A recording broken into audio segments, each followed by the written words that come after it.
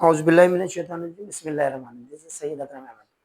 Binomial theorem to find the middle term when n is even or odd.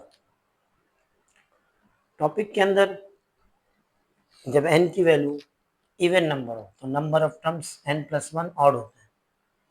जैसे सवाल में 18 में 1 add हो गया, 19 आया, 19 ऑड नंबर आ गया, इसका मतलब there are 19 terms.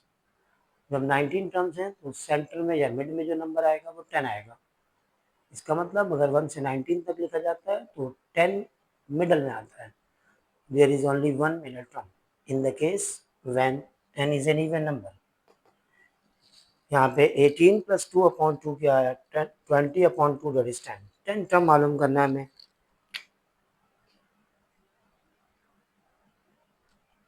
r plus 1 is equal to 10.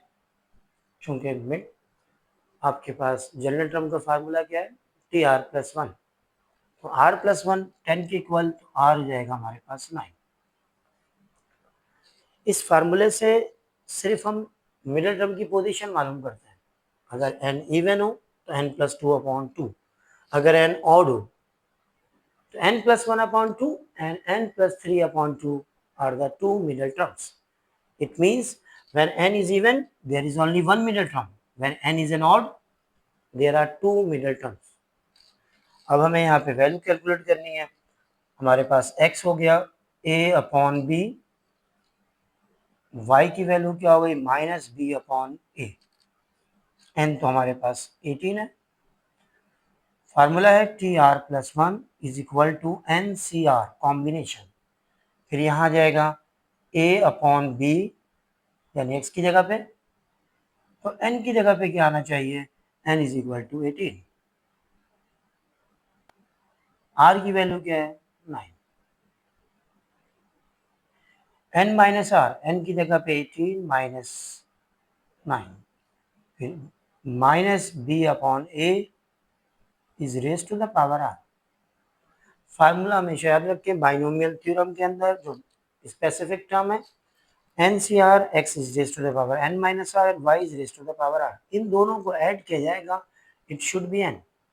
This shows the degree of the term and degree of the term is same as this one. इससे ये पता चलता है कि ये जो टर्म है उनकी दोनों एक्सपोनेंट को ऐड किए जाए तो हमेशा n के बराबर आना चाहिए. बाइनोमियल थ्योरम के एक्सपेंशन में हमेशा ऐसा होना चाहिए. यहाँ पे 18CR 18C9 it means combination calculator से निकलेगा. यहाँ पे r की जगह क्या आ गया 9. 9 में 1 ऐड कर दिया 10 आ जाएगा. तो 18C9 आप कैलकुलेटर से निकालेंगे.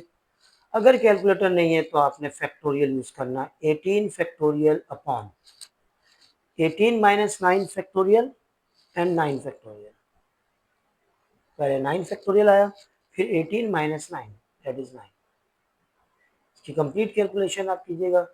उसके बाद a/b is raise to the power 9. Minus number पर ऑड नंबर है, नेगेटिव नंबर पे ऑड नंबर है, it means it must be minus. और ये आ जाएगा b/a is raise to the power 9 यानी b9 और a9. ये a is raise to the power 9, b is raise to the power 9. ये हमारे पास आ जाएगा 18 into 17 into dot dot dot. ये कहाँ तक एक्सपेंड करना चाहिए. अगर फैक्टोरियल का डिवीजन है तो यहाँ जो बड़ा नंबर होगा वहाँ तक स्प्लिट कर देंगे. इत्तेफाक से दोनों सेम है तो ये वाला 9 फैक्टोरियल वैसे ही छोड़ दिया और दूसरे वाले को स्प्लिट कर दिया. यहाँ पे क्या होगा, ये 9 तक स्प्लिट करेंगे, ये 9 फैक्टोरियल से 9 फैक्टोरियल कैंसिल. ये बाकी काम जो है वो आपने खुद कर लेना है. इस तरह से हम किसी बाइनोमियल थ्योरम के अंदर कोई मिडिल टर्म मालूम कर सकते हैं when n is equal to an even number. ये सवाल एड मैथ्स की बुक का है जिसमें n की वैल्यू 12 है. एक सवाल और लिख रहा हूँ 2x plus 1/3 is raise to the power 11. ये आपको सॉल्व करना है. इसके दो मिडिल टर्म्स होंगे.